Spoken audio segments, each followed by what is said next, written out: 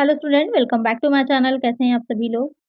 आप लोग के एमआरएस अकाउंटेंट टियर 2 के एग्जाम्स होने वाले हैं, जिसमें कि आपकी अभी डेट तो नहीं आई है, लेकिन बहुत प्रोबेबिलिटी है कि अप्रैल या मई तक आप लोग के टियर 2 के एग्जाम्स हो जाएंगे। तो इसके लिए आपको अच्छे से प्रिपरेशन अपनी करनी है, अच्छे से तैयारी करनी है, जिसमें कि आपको ऑब्जेक्टिव और डिस्क्रिप्टिव दोनों ही तरह के क्वेश्चन पूछे जाने हैं। तो आप लोग के लिए डिस्क्रिप्टिव के लिए जो क्लासेस हैं वो तो मैं प्रोवाइड करा ही रही हूँ। साथ साथ आपके प्रैक्टिस सेट भी स्टार्ट कर देते हैं, एक एक करके आपके प्रैक्टिस में रहेंगे।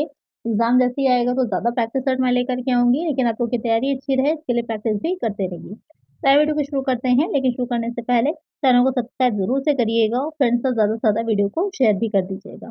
आइए शुरू करते हैं। कैश बुक का उपयोग निम्नलिखित को रिकॉर्ड करने के लिए किया जाता है। यहाँ पर आपको क्वेश्चन कह रहा है, जो कैश बुक होती है उसका यूज जो होता है, cash book is use to record the following. किस चीज़ को रिकॉर्ड करने के लिए करते हैं? सभी नगद रसीदें, यानी कि all cash receipt only, cash payment only, all cash and credit sales, या फिर all receipt and payment of cash. तो यहाँ पर जो आपकी कैश बुक बनती है, सबसे पहले क्या बनता है? जर्नल बनाया जाता है। सबसे पहले हम जर्नल प्रिपेयर करते हैं। जर्नल से क्या बनता है? जर्नल से हम लेजर बनाते हैं, और इन्हीं दोनों के साथ ही क्या बनती है? हमारी कैश बुक बनती है। कि ये भी क्वेश्चन आता है, जो कैश बुक है क्या है? जर्नल है या लेजर है? तो यहाँ पर ये दोनों ही का काम करती है, जर्नल का भी, लेजर का भी, दोनों का ही। अगर आप कैश अकाउंट नहीं बना रहे हैं तो आप सीधे-सीधे कैश बुक रखी है तो आपको कैश अकाउंट बनाने की है, जो कैश अकाउंट बनता है रोकड़ खाता, इसको बनाने की नीड नहीं होती है अगर आपने कैश बुक प्रिपेयर करी है तो। तो ये सब्सिडरी बुक ही की तरह ही आती है, जर्नल की एक सब्सिडरी बुक ही मानी जाती है, सहायक पुस्तक कैश बुक को। अब इसमें होता क्या है? तो सभी तरह के जितने भी आपने कैश में पेमेंट किए हों या फिर आपने रिसीव किया हो, कैश आपको मिला हो, रिसीव किया हो, या तो आपने पेमेंट किया हो, दोनों को ही आप शामिल करते हैं कैश बुक में। इसमें किसी भी तरह का क्रेडिट परचेज़ या क्रेडिट सेल नहीं दिखाते, सिर्फ़ हम कैश की ही चीज़ों को दिखाते हैं। तो कौन-सा करेक्ट आंसर हमारा हो जाएगा? करेक्ट आंसर हमारा ऑप्शन डी हो जाएगा, all receipt and payments of cash. Correct answer हमारा ऑप्शन डी है। बहुत ही अच्छा क्वेश्चन है ये, और इसको ज़रूर से ध्यान में रखिएगा। चलिए नेक्स्ट लेते हैं। विक्रय वापसी का प्रमाणन करते समय निम्नलिखित में से किसकी आवश्यकता नहीं है? Which of the following is not, यहाँ पर नॉट लगा है, ध्यान दीजिएगा। Required while watching sales return.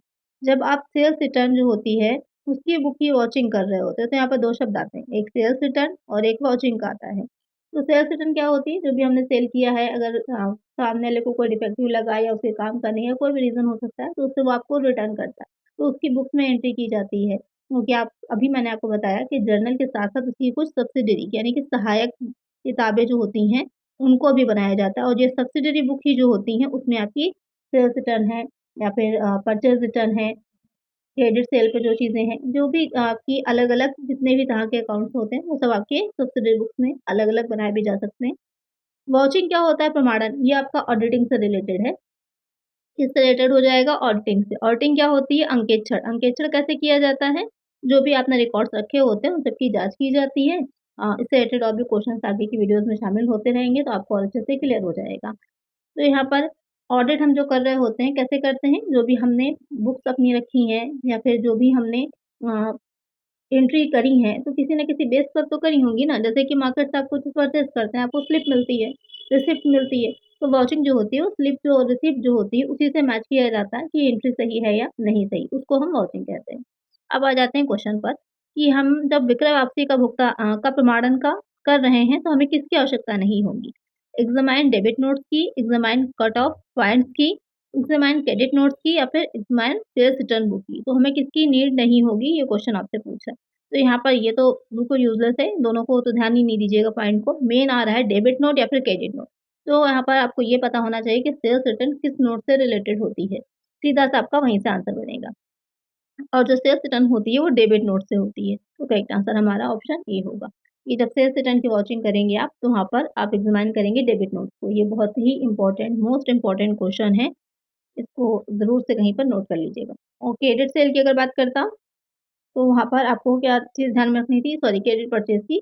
तो वहाँ पर आपको क्रेडिट नोट की जाँच करनी पड़ती। इस दोनों को ही पॉइंट को लिख लीजिएगा कहीं पर। चलिए नेक्स्ट क्वेश्चन लेते हैं। देनदारियों की राशि की गणना करें यदि कुल संपत्ति 10,000 है, कुल पूँजी 5,000। तो यहाँ पर आपको एक न्यूमेरिकल है, बहुत ईज़ी सा है। Calculate the amount of liabilities if total asset 10,000 है, टोटल कैपिटल आपके 5,000 है। तो यहाँ पर बैलेंस शीट की इक्वेशन जो है आपको अगर याद होगी, जो अकाउंटिंग इक्वेशन है तो आप इज़िली निकाल लेंगे। क्या होती है accounting equation? Asset is equal to assets is equal to हो जाता है लायबिलिटीज़ प्लस में क्या हो जाती है कैपिटल। ये हो जाती है हमारी इक्वेशन। अब एसेट कितनी दे रखी है? 10,000 की दे रखी है, लिख लीजिए। लायबिलिटीज़ हमको वही निकालनी ही है कि कितनी लायबिलिटी होंगी, तो एज़ इट इज़ लिख लीजिए या एक्स मान के भी लिख सकते हैं। वैसे तो आप ओरल कर लेंगे, लिखने की भी नीड नहीं है यहाँ पर। लेकिन आप लोग को मैं बता रही हूँ सिर्फ़ कि बाय चांस आपको ज़्यादा क्वेश्चन्स में अलग-अलग एसेट दे रखी होंगी, तो आपको सबको काउंट करके लिखना होगा, तो आपको कन्फ्यूज़न ना हो। अब यहाँ पर सीधे से लायबिलिटी बाहर आ जाएगी और उसके बाद यहाँ पर लेस कर लीजिए 10,000 में से 5,000 यहाँ पर लेस हो जाएगा। कितना आ जाएगा? आ जाएगा हमारा 5,000। यही हमारी लायबिलिटीज़ है, क्योंकि आपको पता है एसेट और एक साइड एसेट होती हैं और दूसरी साइड लायबिलिटी और कैपिटल होती है और दोनों साइड इक्वल होते हैं, इसमें कोई भी बैलेंस निकल के नहीं आता है। यहाँ पर करेक्ट आंसर क्या हो जाएगा हमारा? ऑप्शन सी हो जाएगा। तो बहुत ही आसान सा क्वेश्चन है, डायरेक्ट माइनस करके आंसर टिक करिए और आगे बढ़ना है आपको। जिनको नहीं पता वो आप ये वाली अकाउंटिंग इक्वेशन जो है इसको याद कर लीजिएगा, ये बहुत ही मोस्ट इम्पोर्टेंट है। चलिए नेक्स्ट है,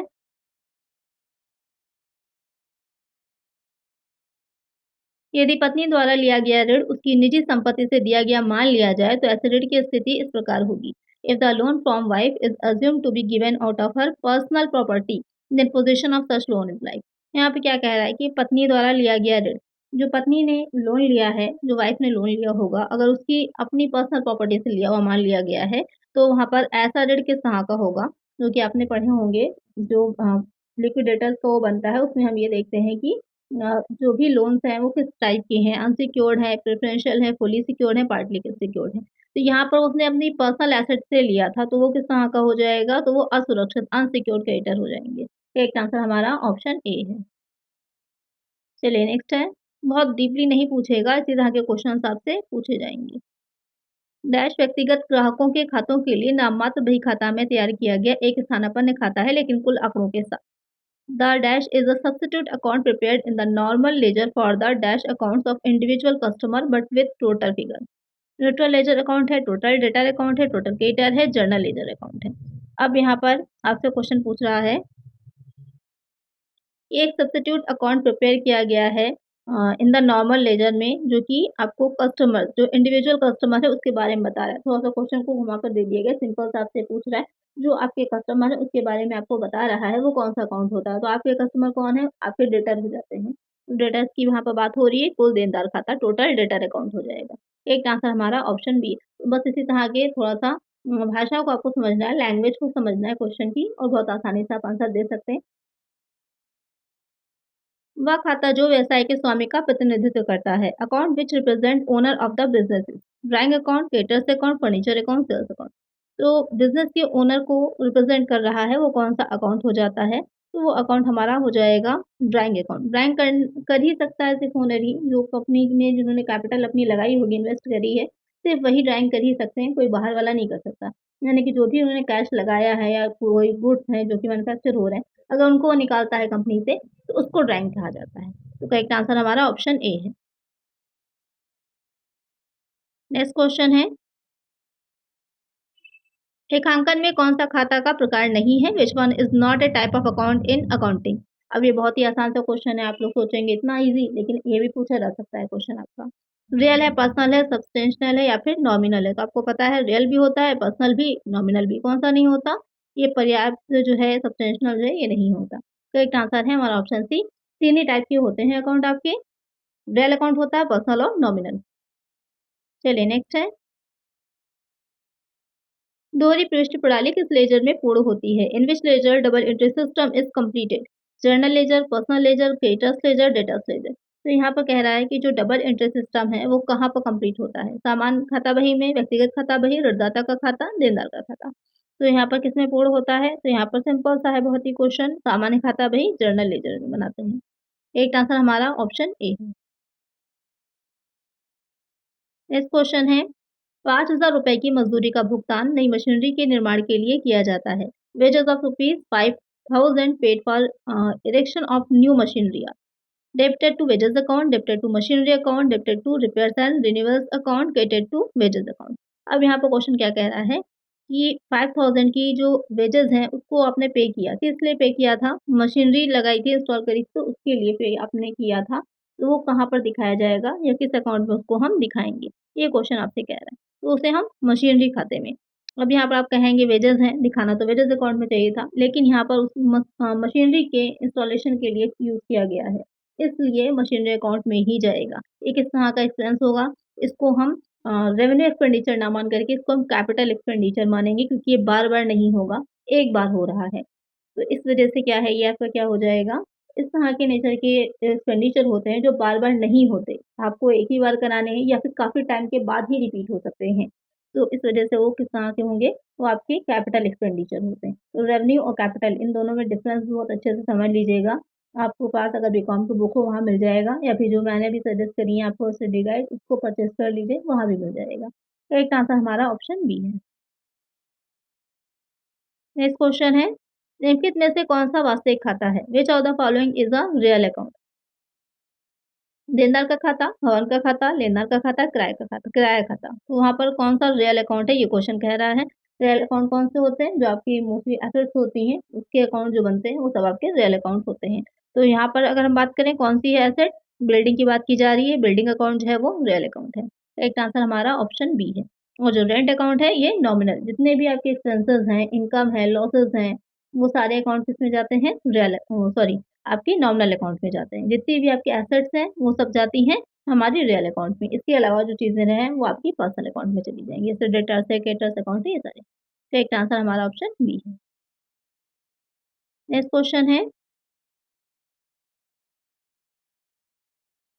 यहाँ पर जो क्वेश्चन है आपका, किससे रिलेटेड हो जाएगा कि which of the following statement are true about ratio analysis? Ratio analysis यानी अनुपात विश्लेषण के बारे में कौन-सा कथन सत्य है? Ratio analysis is useful in financial analysis. अनुपात विश्लेषण वित्तीय विश्लेषण में उपयोगी है। Ratio analysis is helpful in communication coordination. अनुपात विश्लेषण संचार और समन्वय में सहायक है। Ratio analysis is not helpful in identifying week spot of the business. अनुपात विश्लेषण व्यवसाय के कमजोर स्थानों की पहचान करने में सहायक नहीं है। Ratio analysis is helpful in financial planning and forecasting. अनुपात विश्लेषण वित्तीय योजना और पूर्वानुमान में सहायक है। तो रेशियो एनालिसिस क्या होता है? आपने मैनेजमेंट अकाउंटिंग पढ़ी होगी या फिर ये आपका उसमें 12th में अगर आपने पढ़ा होगा अकाउंटेंसी को, तो वहाँ भी चैप्टर आपका ये है रेशियो एनालिसिस, आपने अच्छे से इसको ऑलरेडी पढ़ा हुआ है। अब क्वेश्चन यहाँ पर जो आपका बन रहा है, किसमें से चारों में से कौन-कौन से जो पॉइंट्स हैं आपके करेक्ट हैं, वो आपको बताना है और नीचे कोड दे रखे हैं।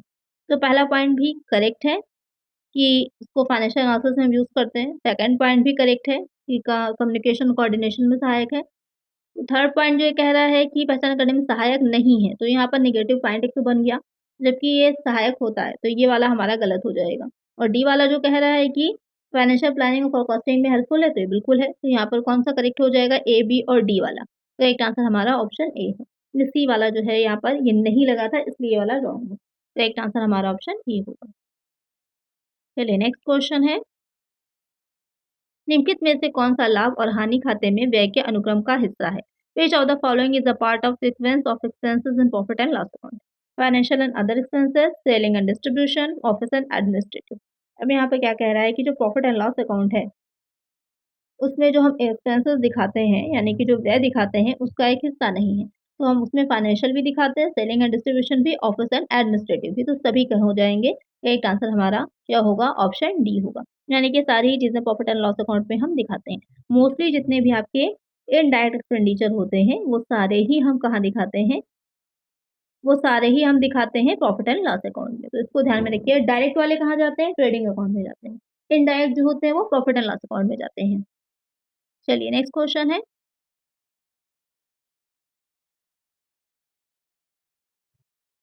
लाभ और हानि विनियोग खाते में कौन-सी वस्तु दर्शाई जाती है? Which item is shown in profit and loss appropriation account?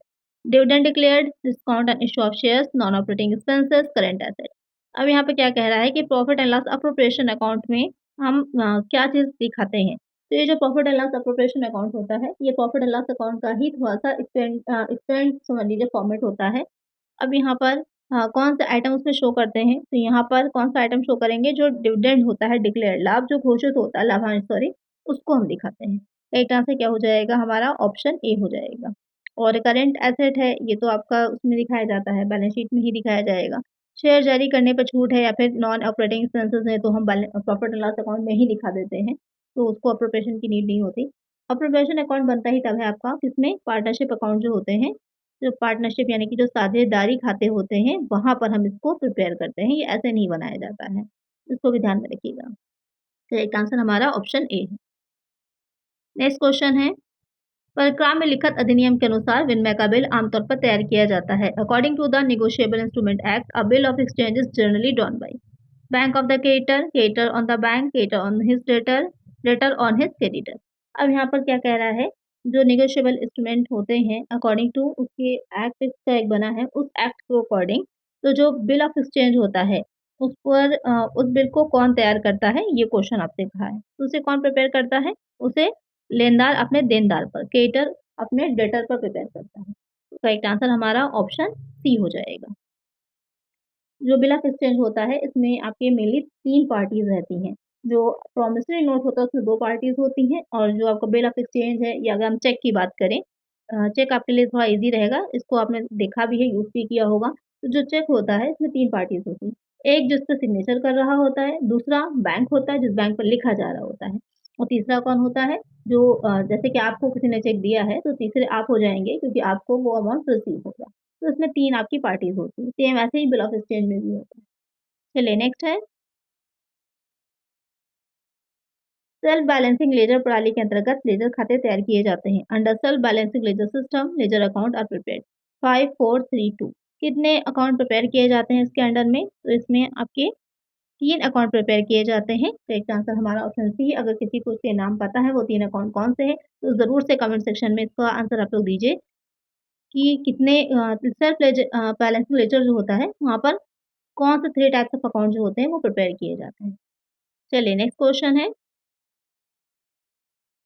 किसी विशिष्ट उद्देश्य के लिए प्राप्त कोई भी दान है। Any donation received for a specific purpose is liability, asset, revenue receipt, capital receipt. अब किसी विशेष उद्देश्य के लिए प्राप्त कोई भी दान यानी कि कोई आपको डोनेशन रिसीव हो रही है स्पेशल पर्पस के लिए, तो अब वो क्या है, आप उसको किस तरह से ट्रीट करेंगे, ये क्वेश्चन है। तो अभी मैंने बताया था क्योंकि विशिष्ट लगा हुआ है, स्पेशल यानी कि आपको स्पेसिफिक पर्पस के लिए मिल रहा है, वो बार-बार आपको नहीं मिल रहा है और कोई भी चीज़ें आपको आपको इनकम हो या एक्सपेंसेस हो, बार-बार नहीं होने की नेचर के होते हैं, तो उनको हम क्या कहते हैं, वो आपके कैपिटल कहलाते हैं। तो यहाँ पर क्योंकि मिल रहा है, इनकम हो रही है, रिसीव हो रहा है, तो कैपिटल रिसीव्ड कहलाएगी। एक का आंसर हमारा ऑप्शन डी होगा। तो इस तरह के क्वेश्चन में रेवेन्यू और कैपिटल वाला उसको क्लियर कर लीजिएगा, चाहे एक्सपेंसेस की बात हो, चाहे रिसीप्ट आपको कुछ हो रहा है, रिसीप्ट हो रहा है, उसकी बात हो। आपका 2-3 क्वेश्चन इस वाले पॉइंट से ज़रूर बनेगा। नेक्स्ट क्वेश्चन है यहाँ पर, दान में सामान देने पर निम्नलिखित में से किस खाते में धन जमा किया जाएगा? विच of the following account will be created on giving goods in donation? अगर आप गुड्स को डोनेशन में दे रहे हैं तो आप कौन से अकाउंट में उसको क्रेडिट करेंगे? सेल्स में, परचेज अकाउंट में, डोनेशन में या फिर कैश अकाउंट में? तो यहाँ पर कौन से अकाउंट में आपको दिखाना है, तो वो हो जाता है परचेज अकाउंट। तो एक आंसर हमारा ऑप्शन बी है। तो चैरिटी के लिए दे रहे हो या फिर आप, एक और क्वेश्चन आता है नमूने के तौर पे दे रहे हैं किसी को, तो वहाँ पर भी ये होता है कि परचेज़ेज़ अकाउंट को ही हम क्रेडिट करते हैं। तो करेक्ट आंसर क्या हो जाएगा हमारा? ऑप्शन बी हो जाएगा। चलिए नेक्स्ट है,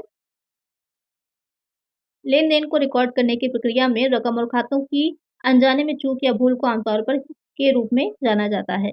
Unintentional omission or commission of amounts and accounts in the process of recording the transactions are commonly known as fraud, financial statement, scams, error। अब यहाँ पे क्या कह रहा है कि आपने रिकॉर्ड रखा है, आपने अकाउंट अपने बनाया, अपना रिकॉर्ड अपना रखा है, उस प्रोसेस में आपने कैश गलत है दिखा दिया है, जैसे कि 5000 है और गलती से आपने वहाँ पर 500 ही दिखा दिया। अब कहने को तो एक ज़ीरो की गलती है, एक्चुअल में आपकी ये 4500 4500 की गलती हो जाएगी आपसे।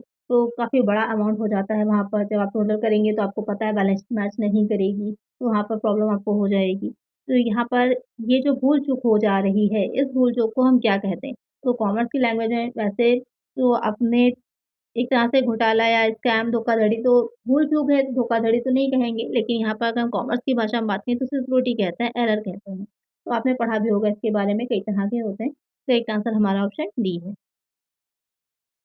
नेक्स्ट क्वेश्चन है, राम को 500 की बिक्री उसके खाते में 50 के रूप में पोस्ट करने से प्रभावित होगा। अभी यही बात मैंने बताई, वहाँ पर 5000 और 500 का मैंने आपको दिया था। उदाहरण यहाँ पर 500 और 50 की बात की जा रही है। Sales to Ram 500 posted to his account as ₹50 would affect. अब ये किस चीज़ को इफ़ेक्ट करेगा? अगर 500 की सेल थी लेकिन दिखा कितने का दिया गया? सिर्फ़ 50 का। सेल्स अकाउंट को, राम्स अकाउंट को, कैश अकाउंट को, प्रॉफिट एंड लॉस अकाउंट को। तो किस चीज़ को इफ़ेक्ट करेगा? तो यहाँ पर वो राम के अकाउंट को, सिंपल सी बात है, इसमें आपको कोई कन्फ्यूज़न होनी ही नहीं चाहिए। वो राम के अकाउंट को इफ़ेक्ट करेगा। करेक्ट आंसर हमारा ऑप्शन सी है। नेक्स्ट क्वेश्चन है, अधूरे अभिलेखों से खाता तैयार करने पर निम्नलिखित में से क्या तैयार नहीं किया जा सकता है? On preparing accounts form incomplete record which of the final following cannot be prepared? Cash account, trial balance, capital account या फिर इन्वेस्टमेंट अकाउंट। तो यहाँ पर आपके पास रिकॉर्ड अगर पूरे नहीं हैं, आधे अधूरे हैं, उनसे अगर आप जो है तैयार कर रहे हैं, अपने अकाउंट्स को प्रिपेयर कर रहे हैं, तो क्या इसमें से नहीं प्रिपेयर करेगा? सिंपल सी बात है, यहाँ पर ट्रायल बैलेंस नहीं मिलेगा तलपट। ट्रायल बैलेंस जो होता है बैलेंस शीट फिगर्स से ही प्रिपेयर किया जाता है। आपने लेजर में जो भी अकाउंट बनाए होते हैं, उसमें जो बैलेंस निकल कर के आता है, जो बाकी होती है, उसी बैलेंस से ही तैयार किया जाता है हमारा ट्रायल बैलेंस। तो अगर सभी अकाउंट्स आपके पास अवेलेबल नहीं है, तो ट्रायल बैलेंस कभी भी मैच नहीं करेगा। उसके डेबिट साइड में और क्रेडिट साइड दोनों इक्वल आना चाहिए। अगर इक्वल नहीं आ रहे हैं, तो आपका ट्रायल बैलेंस मैच नहीं कर रहा है, तो यानी कि कहीं पे कोई गड़बड़ी आपने करी है। तो करेक्ट आंसर हमारा ऑप्शन बी हो जाएगा। नेक्स्ट क्वेश्चन है, निम्नलिखित में से किस वस्तु को बैलेंस शीट में अन्य चालू दायित्व शीर्षक के अंतर्गत वर्गीकृत किया गया है? Which of the following items is classified under the heading other current liabilities in balance sheet? Loans receivable on demand, deposits, loans and advances from related parties, unpaid dividend. अब यहाँ पर क्वेश्चन क्या कह रहा है कि निम्नलिखित में से किस वस्तु को बैलेंस शीट में अन्य चालू दायित्व शीर्षक के अंतर्गत, यानी कि जो करंट लायबिलिटीज होती हैं, एक आपकी फिक्स्ड होती है, करंट लायबिलिटीज होती हैं, तो जो करंट लायबिलिटीज है उसमें आप दिखाएंगे इसमें से कौन सी चीज ऐसी है। तो यहाँ पर कौन सा पॉइंट ऐसा है जो आपका अनपेड डिविडेंड होता है, वो आप दिखाएंगे करंट लायबिलिटी में। तो करेक्ट आंसर हो जाएगा ऑप्शन डी। यहाँ पर दायित्व की बात हो रही थी, सॉरी। तो एसेट जो मैंने भी आपको बताया कि दो तरह की होती हैं। एसेट यहाँ पर एक आपकी हो जाती है फिक्स्ड और एक हो जाती हैं करंट। इसी तरह सेम लायबिलिटीज़ भी होती हैं, कुछ आपकी करंट लायबिलिटीज़ होती हैं और कुछ फिक्स्ड हो जाती हैं। यहाँ पर लायबिलिटी की बात पूछी जा रही थी, तो अचूकता लाभांश जो अनपेड डिविडेंड है वो लायबिलिटी है आपकी, करंट लायबिलिटी। तो एक आंसर हमारा ऑप्शन डी हो जाएगा। नेक्स्ट क्वेश्चन है, अंतिम स्कंद को बैलेंस शीट में नीचे दिखाया गया है। Closing inventory is shown in the balance sheet under fixed asset, current liability या फिर मिसलेनियस एक्सपेंसेस। तो जो इन्वेंट्री होती है और यहाँ पर अंतिम स्कंद स्पेशली लिखा है मैंने ताकि आप लोग को कंफ्यूजन ना हो। तो जो आप लोग बैलेंस शीट में जो एसेट साइड है वहाँ तो दिखाएंगे, लेकिन किस हेड के अंतर्गत दिखाएंगे? तो ये जो इन्वेंट्री होती है या स्टॉक अगर लिखा होता है यहाँ पर, तो ये क्या हो जाता है, ये हमारी करंट एसेट होती है और ये आपकी मोस्टली जो क्लोजिंग होती है वही वाली एसेट होती है। इसीलिए कहीं पर अगर अंतिम स्कंद लिखा हो तो कंफ्यूज मत होइएगा। क्लोजिंग स्टॉक या क्लोजिंग इन्वेंट्री का मतलब यही होता है जो आप बैलेंस शीट में दिखाते हैं, तो उसकी बैलेंस की फिगर से आपकी बैलेंस शीट भी बनती है। तो यहाँ पर करेक्ट आंसर क्या होगा? करंट एसेट हो जाएगा। एक आंसर हमारा ऑप्शन बी रहेगा। नेक्स्ट क्वेश्चन है, ये क्वेश्चन आपका डिप्रिसिएशन से रिलेटेड है।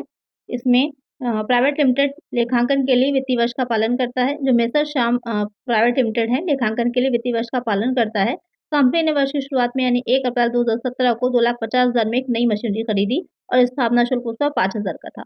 उसका अनुमानित स्क्रैप मूल्य 10,000 है। अनुमानित जीवन 5 वर्ष का है। सीधी रेखा पद्धति के तहत वर्ष 2017-18 के लिए मूल्यह्रास क्या होगा?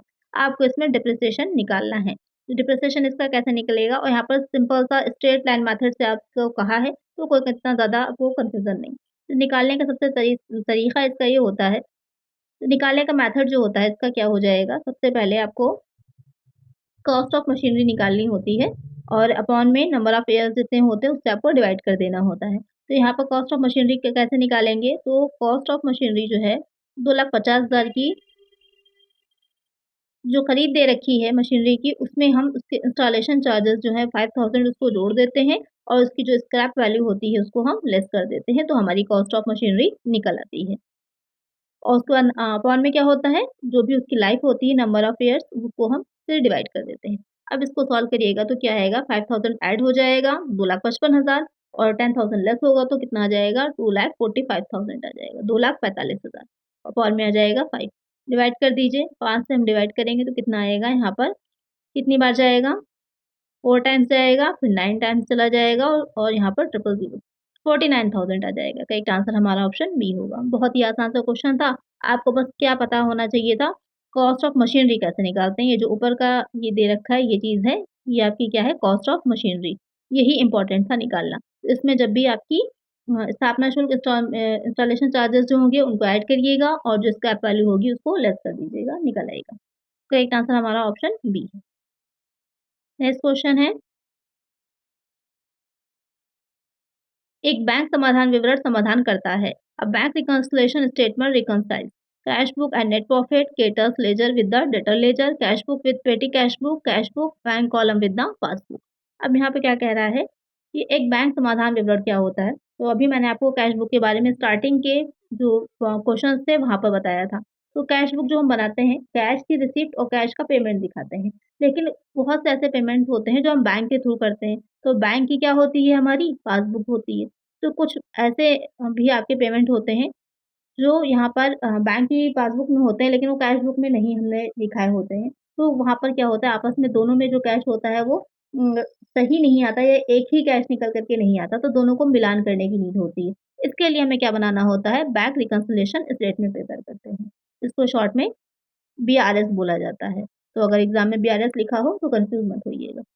तो यहाँ पर क्या हो जाता है, उसमें हम किस चीज़ का समाधान करते हैं, तो कैश बुक बैंक का जो बैंक कॉलम है विद द पासबुक, यानी कि जो आपने कैश बुक बनाई है, आपको पता ही है कैश बुक जो होती है वो अलग-अलग आपकी तरह की होती है। एक सिर्फ कैश कॉलम के साथ बनती है, एक कैश बुक और में आपका कैश प्लस बैंक कॉलम होता है और एक कैश, बैंक और डिस्काउंट का कॉलम होता है, 3 तरह से बनती है।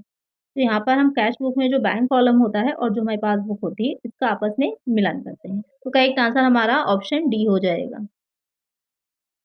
चलिए नेक्स्ट क्वेश्चन है, निकट भविष्य में व्यवसाय बेचने की अभिव्यक्ति सम्मिलित है। The expression of not to sell business in near future is included in the initiative concept, conservative concept है, अक्रूवल कॉन्सेप्ट है या फिर गोइंग कंसर्न। यानी कि हम ये सोच रहे हैं कि जो हमने अपना बिजनेस है आगे भविष्य में उसको नहीं बेच रहे हैं, सेल नहीं कर रहे हैं, वो चलता रहेगा आगे तक।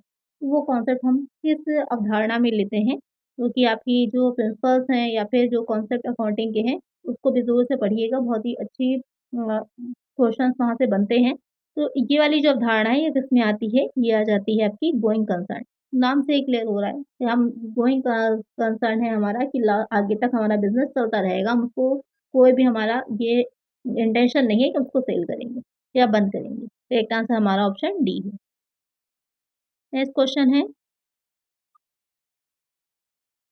दो वित्तीय चर के बीच संबंध को इस प्रकार व्यक्त किया जा सकता है।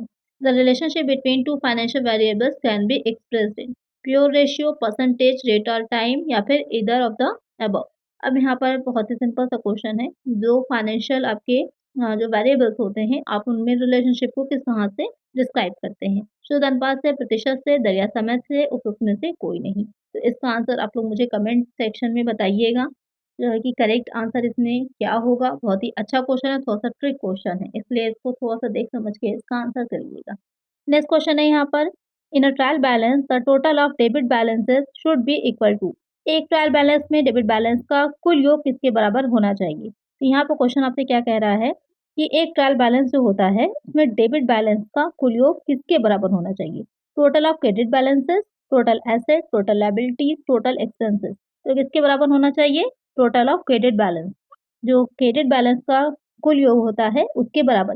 यानी कि ट्रायल बैलेंस में आपका कोई भी बैलेंस नहीं निकल कर के आना चाहिए। डेबिट और क्रेडिट साइड दोनों क्या होने चाहिए? इक्वल होने चाहिए।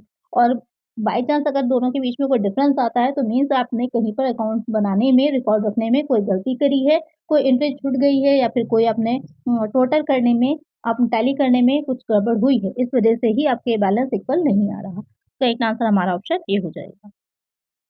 नेक्स्ट क्वेश्चन है, which of the following is the real account? निम्नलिखित में से कौन सा वास्तविक खाता है? बहुत ही बेसिक सा क्वेश्चन है, लेकिन इस तरह के 1-2 क्वेश्चन आपको एग्जाम में जरूर देखने को मिलेंगे। कैश अकाउंट है, रेंट अकाउंट है, कमीशन अकाउंट है, सैलरी अकाउंट है। तो वास्तविक खाता क्या होता है? जो आपकी मशीनरी है, बिल्डिंग है, एसेट जितनी होती हैं वो सब आपके रियल अकाउंट में जाती हैं। तो यहाँ पर कैश अकाउंट है और इससे मतलब नहीं होगा कि फिक्स्ड ही होनी चाहिए। फिक्स्ड भी हो सकती है एसेट और करंट भी हो सकती है। दोनों ही तरह की एसेट्स जो होती हैं वो कौन-सा अकाउंट में जाती हैं? वो आपके रियल अकाउंट में जाती है। करेक्ट आंसर हमारा ऑप्शन ए है। रेंट अकाउंट क्या हो जाएगा? रेंट है, कमीशन है, सैलरी, ये तीनों ही नॉमिनल अकाउंट हो जाते हैं। चलिए नेक्स्ट क्वेश्चन है, what is the effect of providing depreciation on fixed asset? स्थिर संपत्तियों पर मूल्यह्रास प्रदान करने का प्रभाव क्या होता है? Increase net income, decrease net income, increase total assets, decrease liability. यहाँ पर कह रहा है जो फिक्स एसेट होती हैं उन पर जो डिप्रिसिएशन हम दे रहे हैं तो उससे क्या इफेक्ट पड़ता है?